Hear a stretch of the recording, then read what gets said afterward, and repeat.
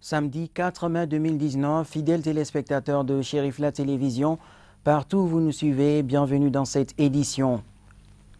Comme chaque année, le collectif des associations pour le développement de Bangoni Djanguiné-Bougou a rendu visite au guide spirituel des Ansar, à Seyd Cherif Ousmane Madani Haïdara.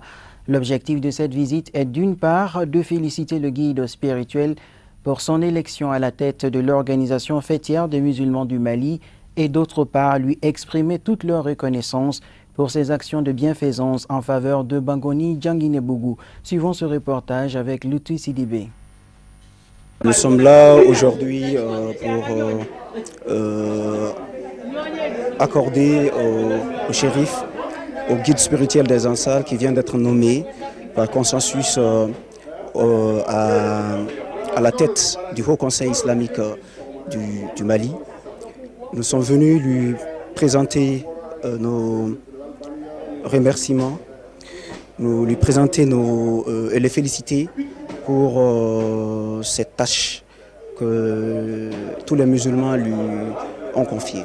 Plaise à l'Éternel de lui accorder longévité, santé, courage, prospérité dans l'accomplissement de ces lourdes tâches. Et nous sommes venus aussi lui montrer que la jeunesse le suit, la jeunesse motivée, déterminée, l'accompagnera toujours dans ses missions régaliennes.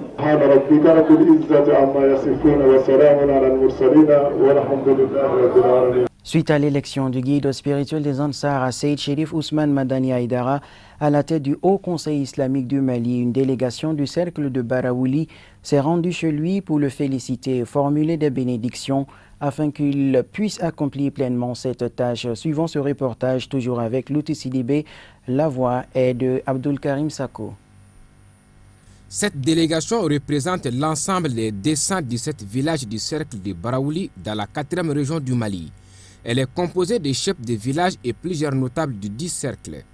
Ils sont venus comme bien d'autres pour féliciter le tout nouveau président du Haut Conseil islamique du Mali qui est originaire du cercle de Baraouli. Tour à tour, les visiteurs ont congratulé Cherif Ousmane Madani Haïdara en tant que président du Haut Conseil islamique du Mali avant de leur assurer de tout leur soutien pour mener à bien cette mission combien exaltante. Le président du Haut Conseil islamique du Mali a pour sa part exprimé toute sa gratitude à ses hôtes pour cette marque d'amour et de fraternité. La Ligue malienne des imams et érudits pour la solidarité islamique de la commune 1 du district de Bamako a initié pour la 4e fois une journée de consultation médicale gratuite et de sensibilisation ce samedi 4 mai 2019 à la mosquée de Korofina. L'objectif est de prévenir la tension artérielle et le diabète, une action vivement appréciée par la population. Suivons ce reportage avec Kafoune Bachili et Abdoulaye Sogodogo. Cette journée de consultation médicale et de sensibilisation pour prévenir le diabète et la tension artérielle entre dans le cadre des préparatifs du mois saint de Ramadan. Près de 500 personnes ont bénéficié de cette consultation gratuite qui est une initiative de la section commune 1 de la Limama, Ligue des imams et érudits pour la solidarité islamique. Le coût de cette consultation est estimé à 500 000 francs CFA. Il y a 4 ans de cela, chaque fois à la veille du mois de carême, on convie les personnes âgées pour voir leur glycémie et leur tension artérielle avant de procéder au carême. À peu près, nous avons tablé sur 500 patients. Il faut dire d'abord que c'est la 4e opération. On a commencé en 2008, une opération s'est tenue en 2009, en 2011 et cette année en 2019. Et l'appel qu'on a toujours lancé, c'est que ce soit au sein de notre organisation ou d'autres organisations, nous lançons un appel à toute la population, surtout les personnes âgées, de faire cette consultation de glycémie et de tension artérielle avant le mois de carême. Parce que si ce n'est pas ça, souvent, ça peut nous amener à des surprises désagréables. La commune 1 du district de Bamako a accueilli à bras ouverts les membres de la Limama avec une équipe médicale composée de spécialistes en diabétologie et en cardiologie dans leur localité. Au dire du médecin diabétologue, l'atmosphère passe bien entre médecins et patients. Comme chaque année, nous sommes là juste pour faire le dépistage et pour prévenir un peu le mois de Ramadan. Si les diabétiques ou les hypertendus peuvent jeûner ou pas. Très généralement, ça se passe très bien. Franchement, on n'arrive pas vraiment à avoir de nouveaux cas de diabète, mais c'est l'hypertension artérielle qu'on arrive vraiment à avoir beaucoup de cas. Maintenant, l'alimentation et puis la sédentarité, les gens ne bougent pas du tout. Donc on mange, puis on dort, tout. Bon, donc c'est ça même qui amène un peu l'élévation de la tension maintenant au niveau de la population. Franchement, les gens commencent à être sédentaires. À travers ces gestes, les organisateurs veulent aider les couches les plus vulnérables et améliorer la santé des populations, car mieux vaut prévenir que de guérir. La température à Bamako dépasse les 40 degrés actuellement. Cette période caniculaire est très difficile à vivre. Ce phénomène est-il la conséquence des changements climatiques? La réponse à la question dans ce dossier réalisé par Marietou Diallo Abdoulaye Sogodogo. Le continent africain est le plus vulnérable au changement climatique. Ce dérèglement climatique est le phénomène d'augmentation des températures moyennes, océaniques et de l'air, induit par la quantité de chaleur piégée à la surface terrestre, mesurée depuis plusieurs décennies du fait des émissions de gaz à effet de serre. Les saisons sont devenues très instables, ce qui a entre autres des conséquences sur l'agriculture et sur la flore et la faune. Actuellement, c'est la période de forte chaleur à Bamako. Vivre dans la capitale malienne en cette période de canicule demande beaucoup d'efforts. C'est l'une des conséquences du changement climatique. Hommes, femmes, enfants, tous se plaignent du soleil. Pourtant, ce changement climatique n'est rien d'autre que la production de l'homme. Le changement climatique, comme on le dit, ça frappe de plein fouet les États africains. En fait, c'est nous-mêmes, à travers nos manières de production, nos usines, nos industries, nous polluons l'environnement. Et c'est ce qui amène ce changement climatique. C'est-à-dire que tout est dérangé. À partir de l'air, les arbres, les plantes, tout est dérangé. Et par l'être humain, par nos efforts de développement comme on dit, nous pensons pouvoir inventer tous les jours quelque chose qui détruit l'environnement. Et c'est ça qui amène le dérèglement de la nature. Donc tout change.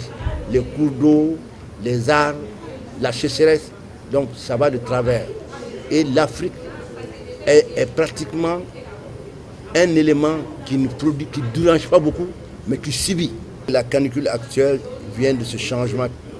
Parce que maintenant, le soleil vient d'aplomb. Ça veut dire que la couche d'ozone qui protège la Terre, nous vivons, cette couche d'ozone est maintenant perméable.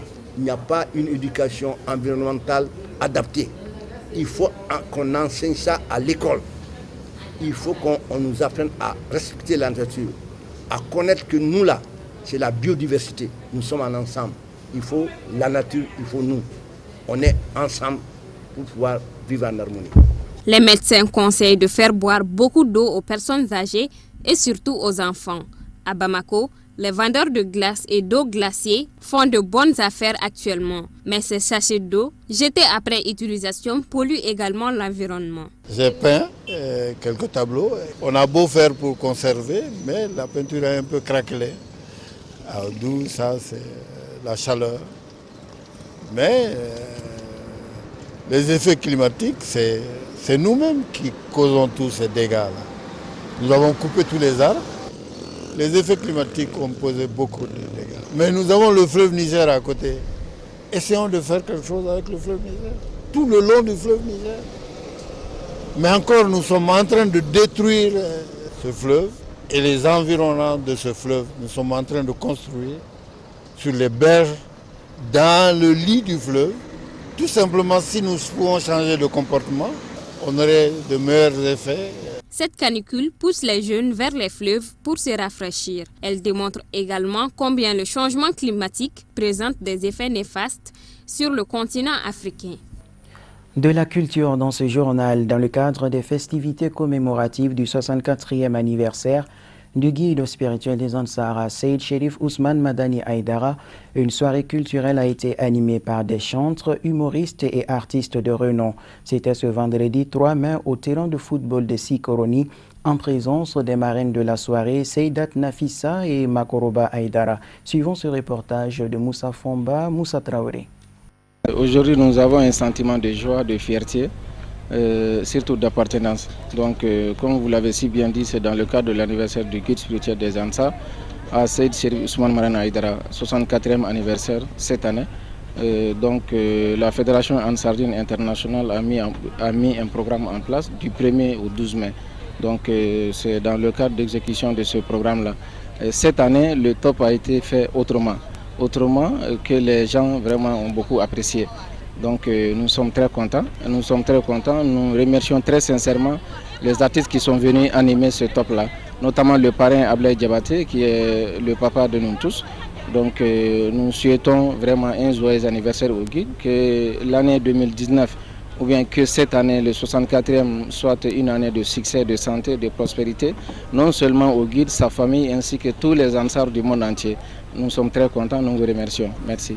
Ainsi soit-il. Voyons à présent le tour d'horizon de l'actualité internationale, en bref et en images, commenté par Marietou Diallo.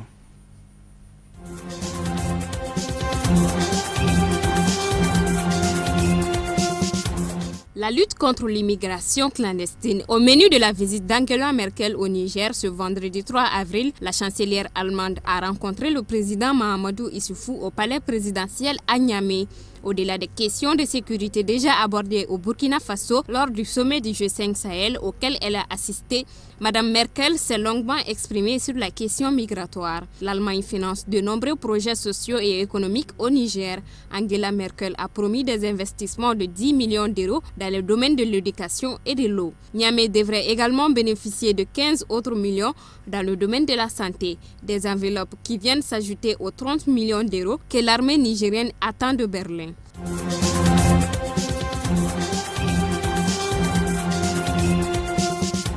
C'est ce samedi que les députés sénégalais devraient examiner un projet de révision de la Constitution devant mener à la suppression du poste de Premier ministre, une initiative du pouvoir dénoncée par l'opposition et la société civile 2 mois après la réélection du président Macky Sall.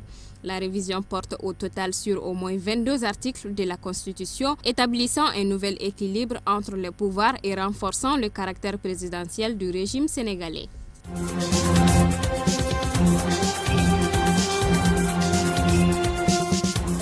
Après 2 jours de violence post-électorale, le calme est revenu dans la capitale béninoise Cotonou, précisément dans le quartier de Kadioum, où se situe la résidence de l'ancien président Boni Yayi. Mais militaires et policiers sont toujours déployés au carrefour stratégique. Il n'y a pour le moment pas de bilan officiel suite à ces incidents, mais l'opposition, elle, dénombre 7 morts.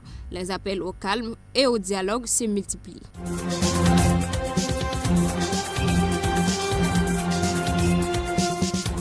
À l'occasion de la Journée mondiale de la liberté de la presse célébrée ce vendredi 3 mai, une place a été inaugurée dans le centre de la capitale française en mémoire de 2 reporters de RFI assassinés au Mali en 2013, Ghislaine Dupont-Claude Verlon, et de la jeune photojournaliste tuée en Centrafrique en 2014, Camille Lepage. Une cérémonie émouvante à laquelle ont assisté de nombreux amis, confrères ou simples citoyens. Le symbole est donc particulièrement fort en cette journée mondiale de la liberté de la presse.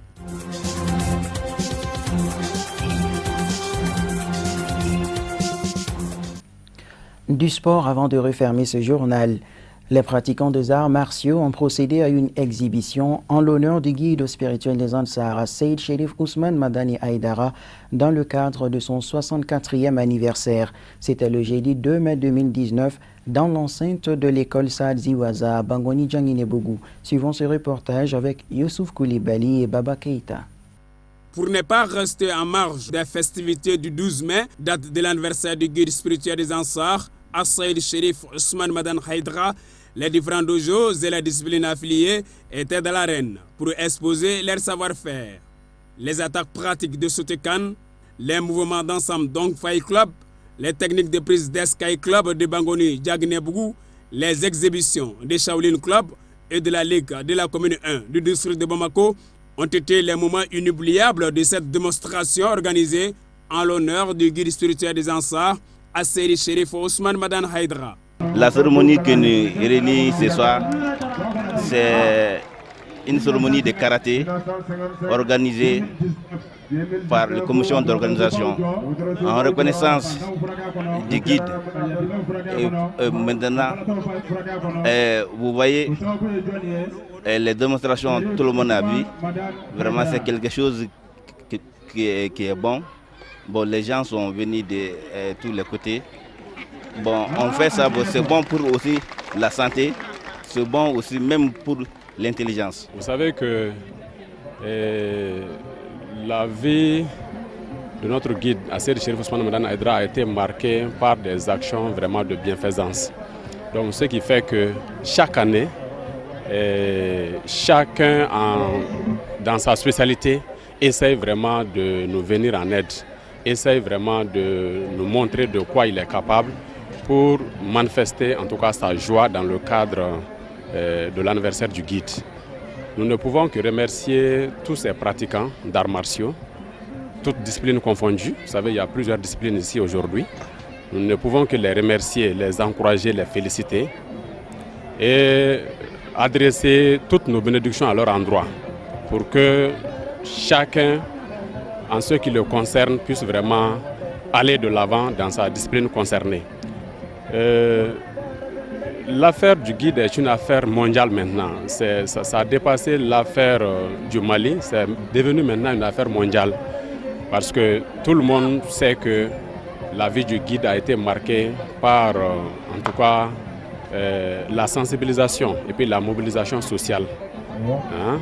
Le guide, durant ses 64 ans, je peux le dire, parce que nous célébrons maintenant le 64e anniversaire. Donc, durant tout ce temps-là, le guide n'a fait qu'inciter, n'est-ce pas, les gens à faire du bien et à éviter le mal. À l'entame de cette cérémonie martiale, une minute de silence avait été observée à la mémoire de la Hajj Bouna Yang, arrachée à l'affection de tous le vendredi 12 avril 2019. Ainsi prend fin cette édition qui vous a été proposée par l'ensemble de la rédaction. Excellente suite de programmes sur Cherif la télévision et bon week-end à toutes et à tous.